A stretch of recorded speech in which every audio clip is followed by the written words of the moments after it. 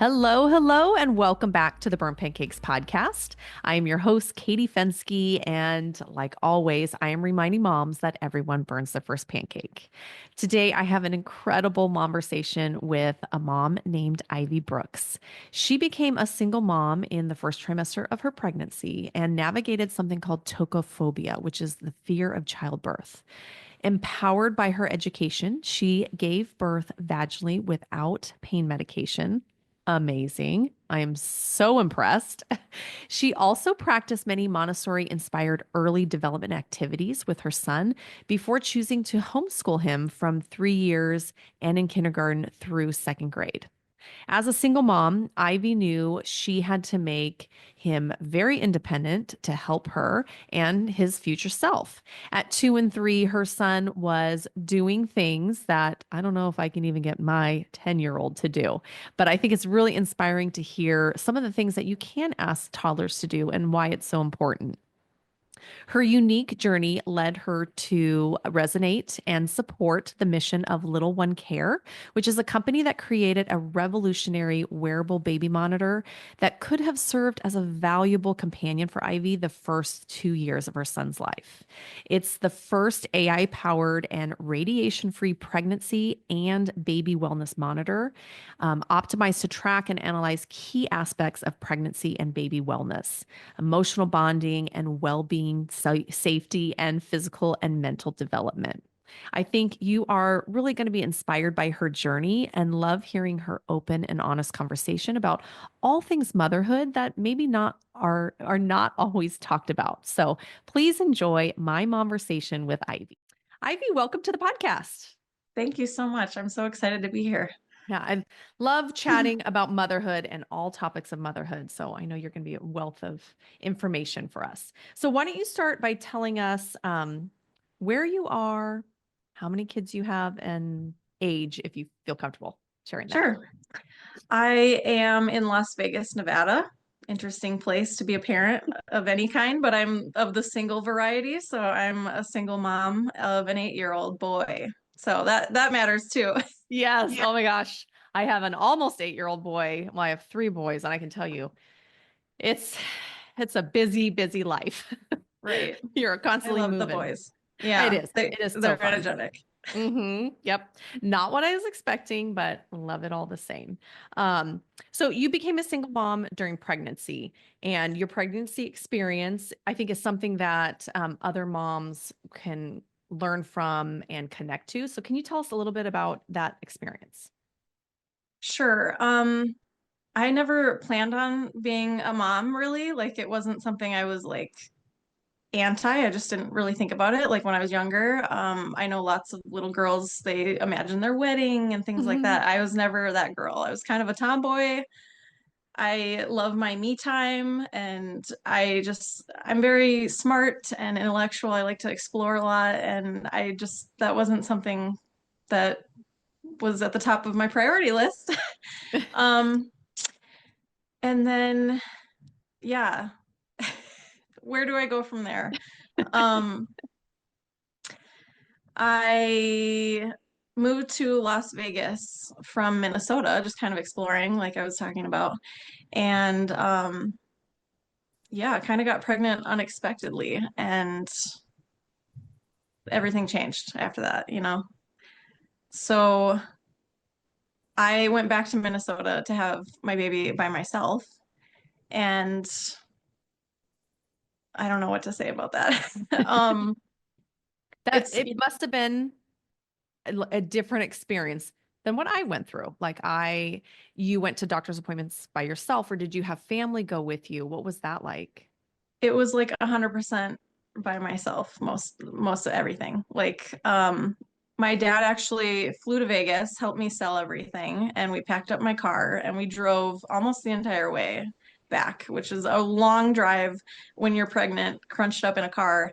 Um, and during that drive, driving already is so meditative that you are thinking a lot. And I was on my phone, like looking up statistics of single parents and like, I don't want to be that. And what are my goals? And but also like kind of devastated that I was doing it alone and very scared because I've always had a really irrational fear of pregnancy and motherhood and everything that comes with it because, well, I don't know why actually. It's called tokophobia, um, kind of this irrational fear of pregnancy. Yeah. Okay, so the tokophobia, how did that present itself? Was it like thoughts? Was it anxiety? What did you feel? I think as a child, like I started already having like really strong feelings about it. It was very physical, like alien-esque. It felt alien to me. It felt like pain, and I don't know why. I just didn't see the beauty the way that people do, or I love taking care of people. I love taking care of babies, and I dreamt of taking care of other people's kids in my dreams, and that was fine. But for me, I don't know, it was just overwhelming. And maybe it has something to do with becoming a woman in general. I was not very happy when I got my first period, and I was like, there is no God. Like, you know, that was scary. That was Right. overwhelming. That was a I huge I felt responsibility. that way. Yeah. Like I was not, it wasn't like, oh yeah, you're a woman now. It was like, oh, what's happening to me? Yeah. Right. So then So you I think experienced that again when you were pregnant. yeah, and before that, because you have relationships with Mhm. men and none of them were particularly pressuring about having children at that time. They kind of are more now, actually. Um, but it was still a fear that I had, and I would have nightmares about it. I have lots of cousins. I have a huge family. My cousins have 4 kids each, like, and I would have nightmares about their experiences. Oh, wow. So I have a cousin who has I think she might have more than 4 kids now, but I dreamt that you're assigned like a single mother as like a mentor when you are pregnant. This is before I even got pregnant. Wow. And she in my dream was walking around with a bunch of like it was like green jello. And it was this like medicine that you had to eat this. She said you have to eat this all day, every day, because if you don't, you're gonna bleed out of every pore in your body. Like that's how I viewed it, being Right. pregnant. And then the end of the dream was me laying in bed with my cousin, both of us pregnant, and I started bleeding all over the butt or all over the bed while we were watching TV. So Wow. if that doesn't describe, an irrational fear of pregnancy, Right. then So I then don't the know what moment does. you find out you're pregnant, were you just like, It was so many feelings. Like I don't know what anyone else experiences. I'm very strong. Like I can turn any negative into a positive. Not even that it's negative. I didn't know if I would ever, if I got pregnant, how would I feel about like abortion or adoption and things like mhm, that. And I kind of, thought what I might feel, but when I was pregnant, it was like I'm keeping it, It wasn't that that wasn't was your even initial, like your first instinct? yeah. Yeah. But I was also kind of in disbelief and scared and just didn't know what was going to happen. And then Hmm. also just like being strong, how you have to do when you're just like Gotta something's power happening, through. boot up, we're soldiers now, put Right. your feelings aside, or at least, kind of gauge them, you know. While you were going through this, did you know that tokophobia was a thing? Like, did you research it? Did you have anyone say, like, yes, this is something that people go through? Or did you feel like I'm the only one that ever experienced this? I didn't think much about it, just like I didn't think about anything else. If I could think less about it, I would. I didn't think about it. So yeah, really I don't know when I discovered that it was that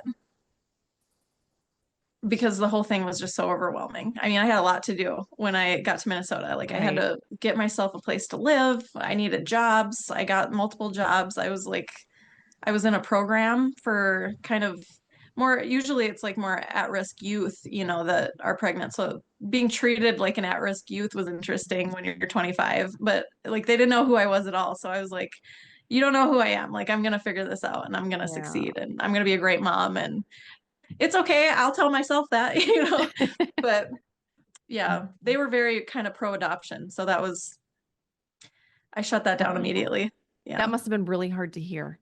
Like how, when you're going through that, hearing that, knowing that's not what I want. Right. Yeah. They're It's hard not to be rooting for doubted me. They're not in rooting for me. general, Hmm. but it is also like a fuel.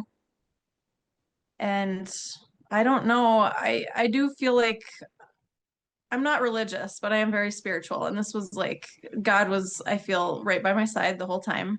So it was probably one of the most spiritual times of my life because my prayers were always answered.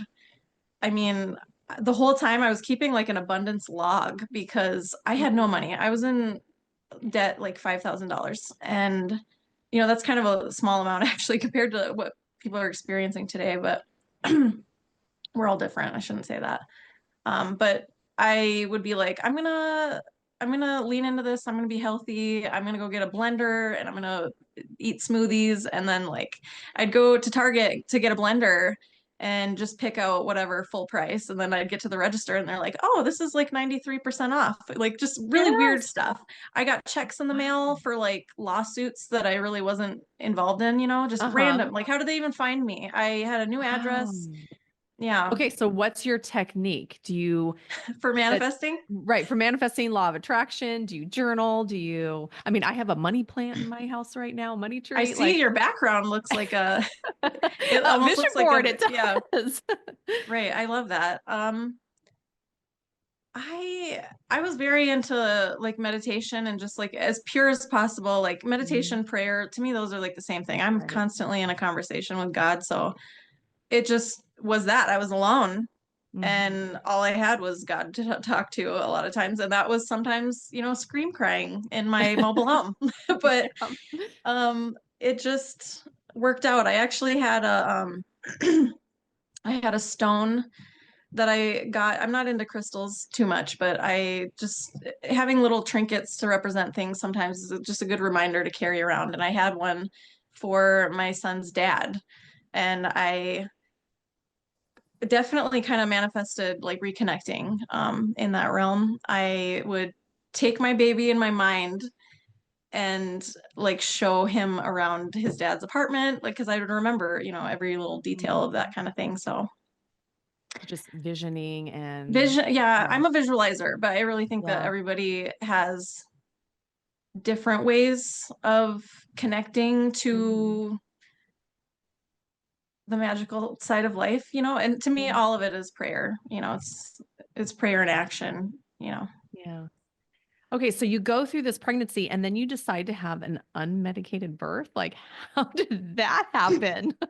Well, because the I was so scared of the birth. Like I watched Okay. birth videos and they made it look really easy, which didn't make me feel like, oh my God, I'm gonna have an easy birth. I was like, oh my Yeah. God, I'm not gonna have an easy birth. There's Ah. no way that these are like, the Did you norm. do the birthing classes and stuff? Well, because I was in that program, I was given the opportunity to Okay. take a bunch of educational stuff like baby care. Okay. Can't remember all of them, but that's what put my mind at ease was like, I'm gonna be at least prepared. Hmm. And I'm really sad about the fact that those aren't just readily available. They're very expensive. I think it was hundreds of dollars to take like a birth class, I think, that I got for free. Like I think I toured the local hospital. I ended up going to a hospital that was an hour away too. Like and Wow. I was scared of the care that I was going to get. I had a birth Yeah. plan, which is it should be really common, but it's not. And I had doctors like laugh at me for having these ideas, and I was alone, so it was like No one to advocate for rushing. you. That was Mhm. almost the worst part of it because these are the professionals that are supposed to be taking care of me. And I'm alone, and this is my worst fear. Mhm. And I know that these things should be normal to ask for, to like just to have any power at all, just have that taken away from you. Like they literally told me like I can't do this to my colleagues and I'm not even going to be the one at your birth because we're all on a rotation. And I was like I think I called kind of a smaller town's birth center that was an hour away and I was crying. I think I was at a payphone even, which like is weird that that existed at that time. And I was like, what, like, can you take me? I was 38 weeks, I think. And they were like, this is like the cutoff to take you as a patient. Oh, We wow. don't normally do that. And I was like, well, what if I just show up? And they're like, well, we can't deny you care. And they kind of supported that, if I needed to. Okay. But they did end up making an exception. And through that program, sorry that this is like all over, Oh, this is but great. That's great. through the program that I was in, I got a doula. So when you take their little Wow. classes and do the homework, they would give you like Monopoly money kind of for Oh, their store. So I had lots of diapers. I had two jobs. And I paid for a doula in the Monopoly money. And her and I are still connected today. And I love her, amazing. So she was there. You asked if I was Hmm. alone. She was there and she took me to this like 38-week appointment to go to a new hospital. And that doctor was like so on board, so like validating. And she was going to be there. And, she came in at like the last minute. It wasn't even an inconvenience for her. She's like, oh, Um, you're doing so awesome. Push it out. oh, oh my Yeah. gosh. I think Unmedicated. Wow. yeah. That's I mean, impressive. I did have Pitocin. So just, Okay. because I know people are like, how exactly did it go? Um, Yes. That it was, doesn't stop the pain at all. The Pitocin. That yeah. makes it a lot worse. And I don't Wow. know, because I only had one. So Right. How long it's, was your labor? How long did you labor for? I don't know. Like, because I know the active labor is like a different thing. I Yeah. want to say, yeah, like they start saying it like if you what are they if you dilate to a certain number, that's like when it starts. Hmm. That's difficult because they kept shoving their big glove up me and And and saying it was checking. like yeah, and saying it was like a dilation of a certain amount and then it wasn't. And I actually was like, get this nurse away from me because she keeps coming in here and I keep Oh my getting so gosh. discouraged because I wasn't opening up. And Hmm. my sister had almost the same identical birth, like 3 years prior to Oh me. wow. We both gave birth on Good Friday. We both went Whoa. to like sister hospitals, like an hour Okay. away. And we both opened up only after we got in the bathtub. Like, I think we have like medical anxiety or something. So, Oh, like, and that we relaxed can't, you maybe. yeah. Mm, wow. Um, okay, so you have your baby. Were the first years, were they really hard? Like it was hard for me, and I had my mom nearby, my sister nearby. I had a lot of support, and it still felt really hard. What was your experience like having a newborn and a little one? I did have quality support. Like when I went back to Minnesota, I was like, I'm not going to tell anyone I came back. Like it was hard enough. I was like, the right people are going to Yes. find me. That was just another like spiritual move I kind of made, and the right people did. I Okay. had a best friend a male who like took really good care of me. He took care of a lot of the house stuff. Yeah. Like he changed out my hot water heater and all that. My aunt and uncle, they got this mobile home at auction. I was making payments on it. I ended up making money off of it, selling it. I basically Oh, flipped that's it, lived in awesome. it for free for like 6 months, and I ended up Mhm. coming back to Vegas to How be old with was your son when you came back? 8 weeks. Oh, wow. Okay. So the choice was, his dad offered to be, to try the family Part of thing, the life. and I otherwise had everything set up to not do that. I had a daycare lined up. I had made enough money to have a very modest maternity leave, I guess. Mhm. So the choice between putting my baby in a daycare and just going to work as a single parent in a place I never wanted to be. I didn't want to be in my Yeah. hometown. I came back to Vegas and was like, this is what's best for my baby. If I Yeah. have the opportunity to give him two parents that are together and a stay-at-home life for however long it lasts. It lasted a Mhm. year. So that's what I did. And Mm. was it hard? Okay, then my parents moved to Vegas Oh, permanently. wow. Okay. So they are now in Henderson. It's like a suburb kind Yeah. of, and they've been helpful. So we were surrounded a little bit, a lot more than when I was pregnant. Okay. Okay. Okay. So he grows up a little bit and you got interested in the Montessori parenting style. Can you tell us a little bit about what that philosophy is and what attracted you to that? My sister, she had the baby, Hmm. my nephew, 3 years before me. So together, we kind of were navigating circumcision and the birth stuff and just these new chapter life decisions we had to make. So she was interested in Montessori. She actually has a degree in early childhood education. I think she might have, she's also the one who told me I could give birth alone and do all this by myself too. So Oh. big credit to her just kind of being my angel in that way. Mhm. I think she recommended this book. I don't remember what it is, so I'm sorry, but it's a popular Montessori book that goes through the stages and like what you can do, what they can learn, and how they benefit from it. So I kind of just kept that book around, and I think that was one of my only books that I Like was parenting book. referencing, yeah. Mhm. And I love it. I just think if nothing else, like even if you're not super into that kind of stuff, it's a way to bond with your kid. And I think the more life skills you can instill in them, the more confident they'll be. And I think confidence is everything. That's how Mhm. I've gotten through all of this, you know. What are some of like the principles of Montessori? Um, I wish I was like brushed up on it, but to my understanding and what I kind of practiced was bringing the world to them and to their level so they don't feel like a little person in a big world. They kind of feel like a bigger Oh, person in a little world. okay. So a lot of people will set up their nursery. Like the earliest thing you can do kind of is set up your nursery in a way that empowers them. So like maybe they're not in a crib. There's no cage. It's just like a mattress on the floor. Mhm. And I've then heard you can that's what give, I've heard of. Is yeah, like and you a can like lowered bed. exactly. I had a lot of things at his level. So like why not put the clock at his level and like this is, you know, you can point to it and just be like, Mm. it's time to go somewhere. Like, Right. and Instead of then way he, up here on the wall. yeah. And then, so I'd have artwork, like really cool, kind of sensory, abstracty looking artwork and like the little kitchen, but like with real stuff. So he could peel his own cuties. And, I had, you know, little teacups and things for him to pour his own milk. And, you know, it's so cute. I have videos and videos of him just doing things that you wouldn't expect a toddler to be able to do.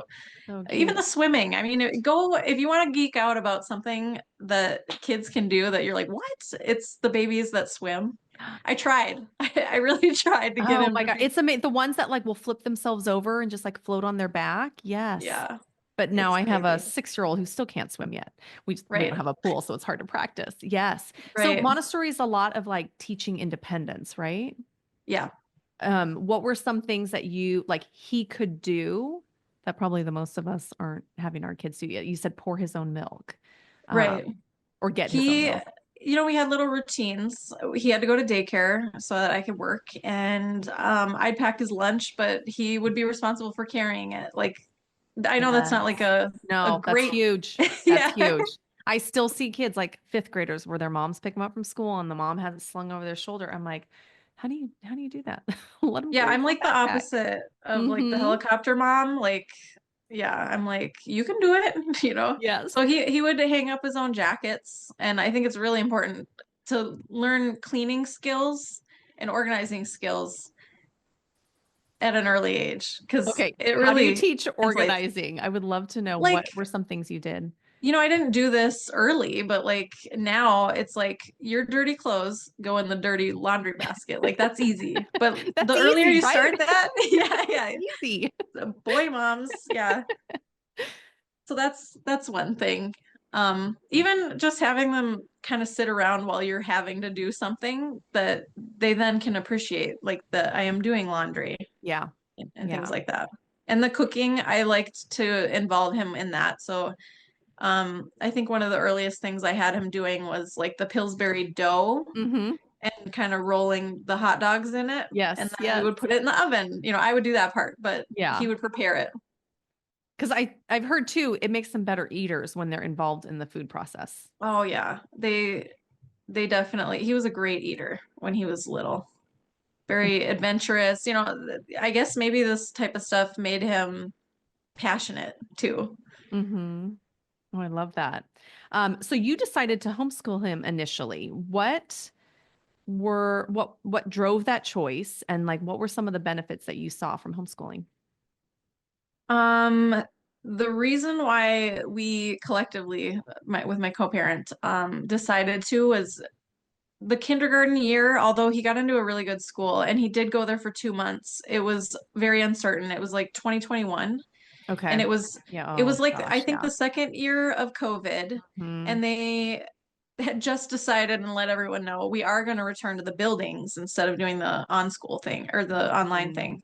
And but they were required to wear masks all day. Hmm. They had we visited and they'd have like plastic dividers with Yes. these Oh kids and they're yes. already in such a tiny space. And then the Yeah. teacher's wearing masks and they're trying to learn for the first time in that kind of Hmm. setting. My son, he always had like kind of like little nervous tics, and that kindergarten is such a big deal to just, especially when I was so close to him always for a Hmm. long time. We're very bonded. Like they're not ready to separate from you I know there's so when you've little. raised him that way. Yeah. And then you drop them off at school and people are just yelling like, get into that door Yeah. and just No go to that stopping. person. Don't get out of the car. Yes. Yeah. Yeah, that was really hard. Ugh. Okay, so then I made him like the most comfortable masks I could. Like I got out the sewing machine, I went to the fabric store. I got the thinnest Oh, like fabric and it was comfortable and I even put like pipe cleaner in the nose part so he could like kind of yes. make that how he wanted to, but he would just like suck on the mask. And I'm Yeah. like, Oh God, none of this yes. is working? My kid would come home and it was just like, oh, this is disgusting. This is not keeping you safe. Right. So there was a lot of political stuff going on in Vegas, especially with the school board. We were following it closely. His Hmm. dad is involved kind of with the school system too. Teachers were not treated very well. Then they suffered when they came back because the kids Hmm. were behind, not just, and I spoke to them Yeah. very intimately too. And we're in parent groups, like the Vegas people, we are really connected. Like we have emergency, like we know the news before like if it ever even It makes the gets to the news school. channel, it won't. Yeah, and we follow everything that goes on in every school. So just I don't even, at that time, I'm a freelance marketing strategist and I work from home, but that's not always like a guarantee, what's going on with my portfolio and stuff. And it was kind of an uncertain time at that time, and I just went for it. We just decided, we kind of came up with like a little financial agreement, I think. I prepared the best I could, but I knew there's so many styles of homeschooling and that you don't have to Mm, know right away, right. that we just dove in. My friend was moving to Vegas from Laughlin, and I homeschooled her kid with my kid for a Oh, while. Like they that's had cool. two beds together in the bedroom. I made the whole thing like classroom, and Hmm. Was so it hard to stick to a schedule? Because I feel like even with my kids' homework, I'm always like, we're going to come home, we're going to do their homework, they're going to sit at the table, and that just gets thrown out the window. So I can't imagine if I'm like, every day we're going to start at 9 o'clock, we're going to do, I would have a hard time sticking to that. yeah, I hate that. And you have multiples, and Hmm. that's very difficult. I think it's like a one-room classroom. You have to like learn that skill. It's like you Right. got to do research on that. And they all need you Um, at the same time. Yeah, I think it'll help you to have a schedule that you can always default to, especially Hmm. with little ones. I think that they'll do it better, a Yeah. schedule. So Yeah. like compared to my kid, I mean, they're all different, but my kid now, he wants to do whatever he wants. And that's why he's trying school this year and it's a lot of structure for him. Right. And I think it's a good experience, but I learned so much homeschooling. Like every kid learns different, but also I think homeschooling with the right parents, I think, and the right attitudes and the willingness to kind of bend to what your kid needs is Hmm. more conducive to learning. I think humans learn different Right. than the schools treat them.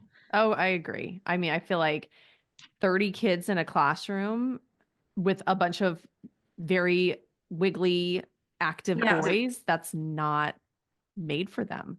But a yeah, lot of times I feel tied. I'm like, I can't have all three of them home with me all day. So yeah. Nope, got that's options that working for us. But I do wish there was, I don't know, another way to do it. The more That's the hardest part. Yeah. Mhm. It's a lot for moms usually, Yep. but I do know homeschool dads and I know over 20 single homeschooling parents, which I Wow. think is phenomenal. So you found a nice community of homeschooling parents where you are.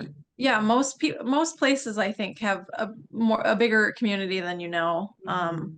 And I just like put it out there. You connect with who you want to in the community kind of, and Hmm. these people are my best friends. They're my son's best friends. They're great people. They're successful because they're as hungry and they're alone like me, so you have Right. to be, and we kind of help each other out. Right. Okay. One of the stigmas I feel like of homeschooling is the kids need to socialize. Did you feel Right. like your child did not get socialization from being homeschooled? No.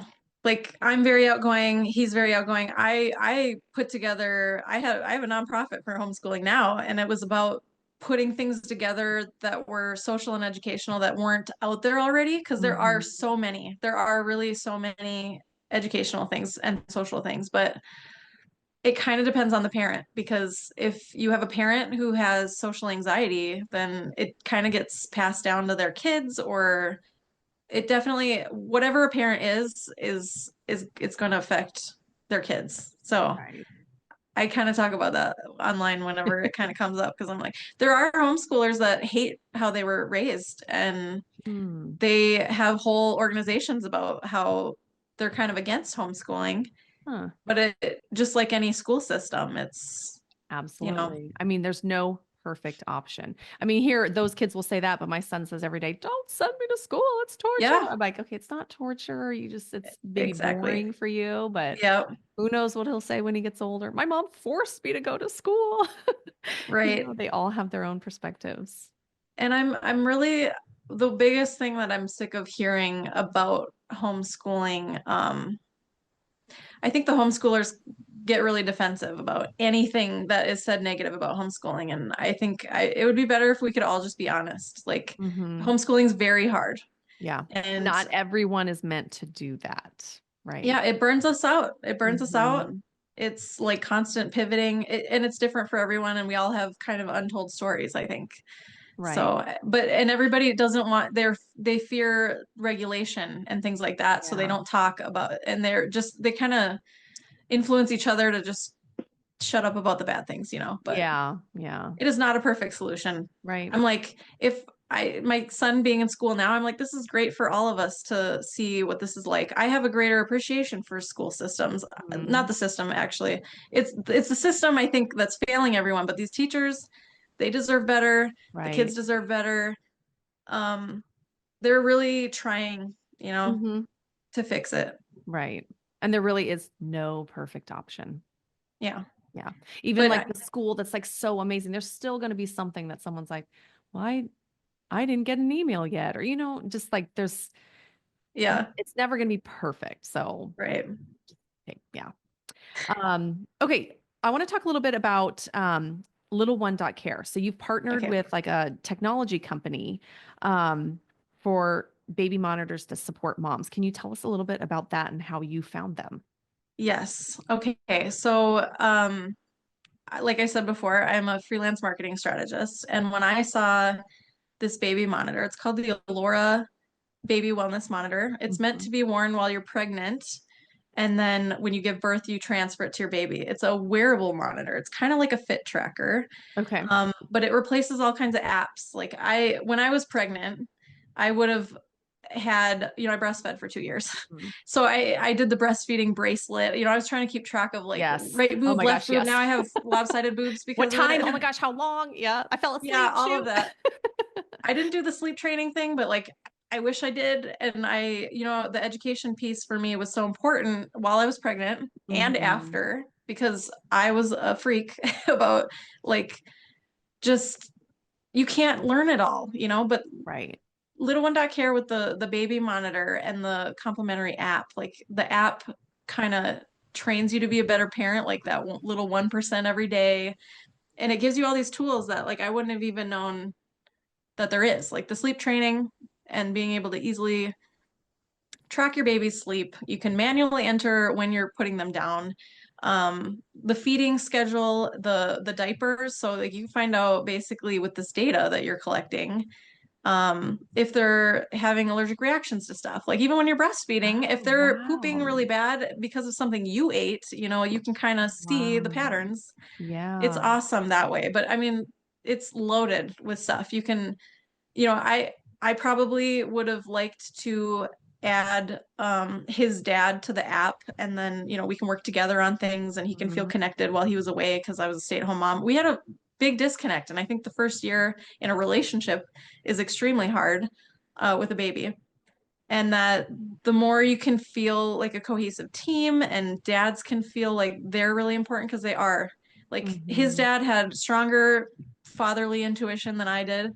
Um, I think it would have just made us more of a team, and I think it's a modern solution it's so new. I think people are like, that's putting something like that on your baby weird, but we live in a modern world. Like as natural as having babies are with people, Mhm. we don't live in a natural world really anymore, and we need help. And I think that would have given me peace of mind knowing my baby's safe. Like there's a bunch of safety features. It will track Mhm. if they fell. Every baby I know has fallen. I just want to tell all parents that, Yep, every yep. baby. Especially off the bed. Yep, Yep, guilty. yep, exactly. Nobody wants to talk about it, just like the Yep, homeschool thing. yep. So it'll track falls and shaking, that's not a concern these days. As I mean, it is, but I remember in the news and things, people would worry more about their babies being shaken and stuff. Um, but that's all not even the main like features that LittleOne.Care has designed this for. So it has the safety Wow. features. It has the village that you need. Even if you're single parent, you have access to all these baby experts in a directory. You can chat with them right through the app. And then you have all this data. You can even add them to your account, and they can see your baby's data and kind of make sense Wow. of it too. And then when the pediatrician asks all those questions, you're like, yes, let me look that yeah, up. I can check. Or probably gives you talking points when you talk to your pediatrician. Because I would go there and be yeah, like, I don't know. Like, I don't know if I have any questions. I don't know what I'm right. doing. And Mm-hmm. your baby can't speak. This kind of Mm-hmm. gives them a voice. Like if your baby's, staring into space and you don't know why, and you have no data and you're tired, you're Oh, not keeping yes. a notebook of everything that's going on. This is your Mm-hmm. little baby diary. And some people use it like kind of a memory book in a weird modern Oh, way. cute. But it also, like, the biggest thing about it is the bonding and the developmental metrics that it's tracking. Because we know from studies how important like music exposure can be to their brain development and tummy time for their physical Mm-hmm. development. It tracks all of that stuff. So, Wow. and a lot of it is manual, and then you have, or not manual, sorry, automatic. It Okay. tracks a lot of things automatically, but you can also tailor it to whatever you're doing. You can press on it and it'll take a voice note. So you can Oh, track literally gosh. anything you want. Wow, that's incredible. Okay, I'm gonna have to Yeah. look this up. Okay, while you were talking about that, you were talking kind of about co-parenting. Do you have just some tips from your own experience? What has made co-parenting work or not work for you? Um, I think having agreements, like me and my co-parent, we have come up with agreements uh, together. Avoiding court has always been, in my opinion, from all the information I've gotten from a lot of Mhm. resources, like avoiding court is one of the best things you can do. I know it's so difficult and you might not be able to, but then having a structure with, different articles in it, like, obviously we are on the same page with education and medical and all that, because we discussed it. We got on the same page. We put our kid first. But apps are very helpful to keep communication all in one place. Um, we used Close app is one of the apps. Okay. But then if you are separating like we did, we separated when my son was 1, and obviously before that, but the LittleOne.Care app keeping us on the same team with a baby Mm, and being separate. right. That could have been cool because before this didn't exist before. Like Hmm. a whole bunch of this didn't exist. My career So wasn't even much back didn't yeah. before. But we would have been more on the same team, and we would have Hmm. had access to a lot of data, and we were texting, Yeah. we were texting how our baby's day went to each other, and instead we could just kind of see it. Check the app. Look on that. That's so Yeah. interesting because I just worked with, I'm a potty training consultant, and I worked with a couple who they're co-parenting. And so it's interesting to hear. She was like, okay, on his days, this is what's going to need to happen. And like the dad was involved in the texting and stuff. So it really is, on your part, communication, which is key. Yeah. Yeah. Right. And I mean, that's kind of your whole foundation. I and I just hopefully, the two people have what it takes to meet each other in that one place where your kid Mm. is what matters most, and you have to figure out how to agree, because Right. otherwise Even someone's when, just going to tell yeah, you both yeah, what yeah, it is going to be, and we wanted to avoid that. yeah. And I'm sure it cannot be easy. You don't always see totally eye to eye on everything, but it's kind of give and take No. for some Yeah, stuff. that's very Um, hard. yeah. Okay. So my podcast, Burnt Pancakes, we're all about making mistakes and learning from them. So every mom has a burnt pancakes moment. What's one parenting fail that makes you laugh now, but maybe was a big deal when it actually happened? I mean, I gotta say, it's like getting pregnant. Getting pregnant. Since I feel like I've just navigated it the best I could, and I take Mhm. it with, I take it in stride. Um, but that was like, the biggest slap in the face when you're not Right. expecting it. And I know people feel that way too when they have children grow up completely and then all of a sudden they're pregnant again. Um, that's I feel like that's kind of my burnt pancake. I feel like my son is my burnt pancake. I only get Mhm. one maybe. I might not have a partner. I might not have more children. So try not to mess up, Yeah. this Or one. experimenting on. Well, I'll tell you, I have three and they're all burnt. Yeah. Yeah. I'm messing up every day. But I mean, I look back and think like when my oldest was a baby, I just felt like, oh, I'm such a failure. I can't do it. And I look back, I'm like, I got through that. Like, and I got through that stage. So we're They all love you learning. though, and I think We're that's all all learning. that really matters. Like me and my son are close. We forgive each other. Like my home is a forgiving house. That's what I always like have as one of the cardinal rules here is like we Mhm. need to get over things because we need each other, you know. Right. Right. So we're kind of, it's weird to say like equals or like I'm not his friend, I'm his mom, Hmm. but I give him a lot of power and autonomy, and I think it's worked out pretty well so far. Right. Like mutual respect. Yes. Mutual respect. Huge. Love that. Well, thank you so much for being so open about these topics. I know like it's probably not easy to always share this, but I really think a lot of our listeners are going to take a lot from this. So thank you so much for coming on. I hope so. Thank you for facilitating it the way that you have. A huge thanks to Ivy for coming on the podcast. I know some of the topics that she was sharing about are very personal, and I really appreciate her talking about single motherhood and what that was like for her, her journey with homeschooling. These are all topics I think it's important that we get out and share and get into the open. So thanks to Ivy for coming on, and thank you to all of my listeners. We're hitting year 2. I cannot believe this. Year 2 of the podcast, and it would not have been possible without all of you tuning in, leaving reviews, subscribing to the YouTube channel, and just being a part of this journey with me. So to all of you, I want to thank you and remind you that everyone burns their first pancake, so just keep flipping.